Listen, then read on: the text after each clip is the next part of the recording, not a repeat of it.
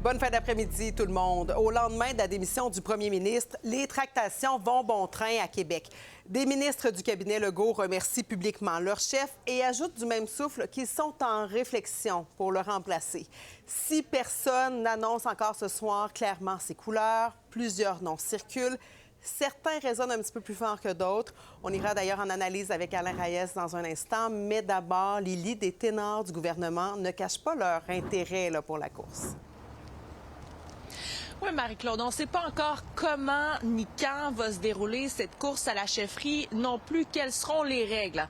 Est-ce que les ministres qu'on entend, dont les noms on entend circuler, devront quitter leur ministère pour participer à la course à la chefferie? Il y a une chose qui est sûre, c'est que plusieurs noms qu'on entend depuis ce matin, parmi eux, Bernard Drainville, Yann Lafrenière, Christopher Skeet, François Bonnardel et Christine Fréchette. D'ailleurs, la ministre de l'Économie a dit entamer une réflexion lors d'une annonce chez Bombardier cet après-midi. Et il y a son collègue Gilles Bélanger à la cybersécurité qui a dit se ranger derrière elle si jamais elle propose sa candidature. On peut écouter la ministre. Il y a une décision d'importance qui a été prise hier. Alors, c'est sûr qu'il s'ensuit tout un mouvement de transition. Et je vois que mon nom circule depuis l'annonce du premier ministre Legault. Alors, je voulais vous informer que j'entame de mon côté un processus de réflexion.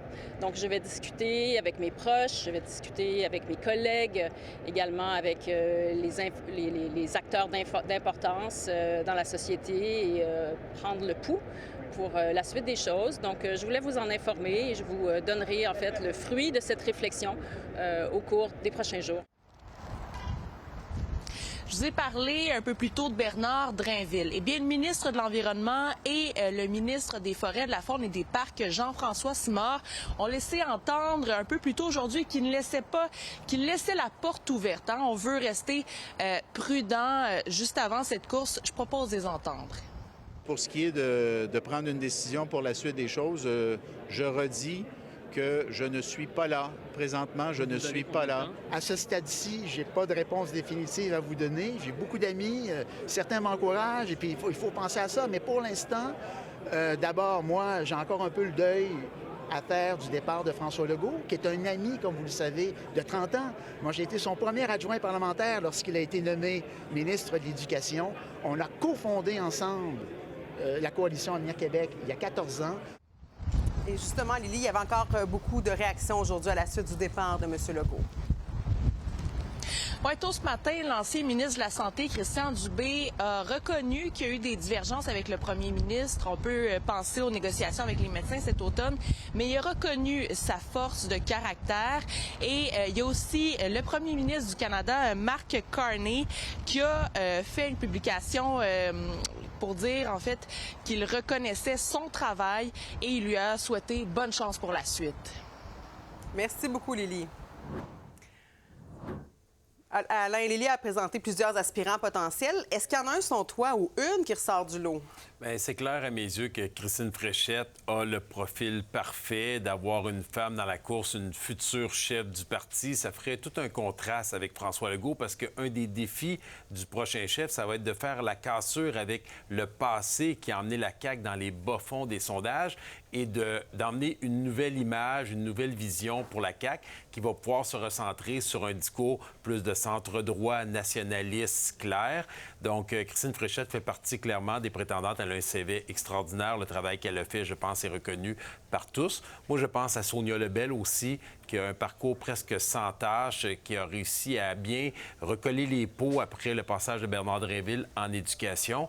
Dans tous les autres cas, je pense que c'est des ministres ou des députés qui cherchent à avoir un peu de visibilité, le temps de connaître les règles de la course, mais plusieurs vont se ranger dans un camp parce qu'on ne pourra pas avoir 10 ministres qui vont devoir de toute façon lâcher leur responsabilité de ministre s'ils veulent se lancer dans la course. Oui, ça, je veux qu'on y revienne ensemble dans un instant. Mais d'abord, est-ce que Geneviève Guilbeault, ce Swan oublie la course avec ce préavis de mauvaise conduite à la commission Garland qui est sorti finalement? Ta question est très pertinente parce qu'il n'y a pas si longtemps, c'était celle que tout le monde voyait dans cette course comme futur chef. Elle était vice-première ministre avec François Legault. Elle a perdu ce titre après la saga de sa clique.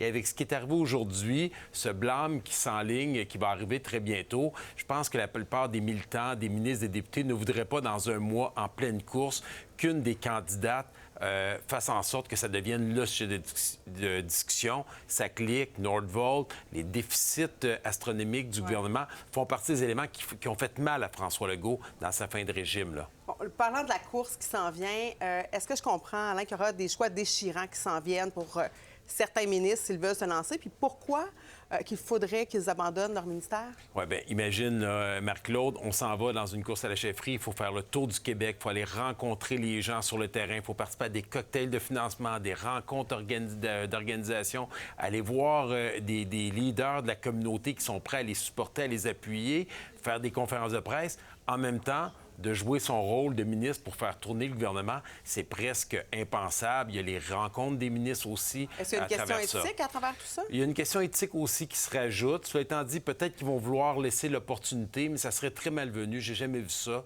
On se retire de ses fonctions puis on se consacre à 100 % à la course lorsqu'on souhaite se lancer pour devenir premier ministre. Bon, là, ce qu'on sait, c'est que le prochain chef sera nommé d'ici 3 mois, mais après ça, on fait quoi? Il ne resterait pas grand temps avant la campagne électorale. Il ne restera pas grand temps. Et advenant le cas que l'aiguille bouge pour une des candidatures, on peut penser qu'elle pourrait être tentée tout de suite, une fois élue comme chef, de déclencher des élections anticipées, et particulièrement si la personne ne vient pas de l'interne, parce qu'on n'a pas parlé des candidatures externes, il n'y a pas grand nom qui circule, mais on pourra en rejaser, si tu veux, lors d'une prochaine chronique, mais la personne pourrait être tentée. C'est encore en 15 secondes, c'est un nom à nous.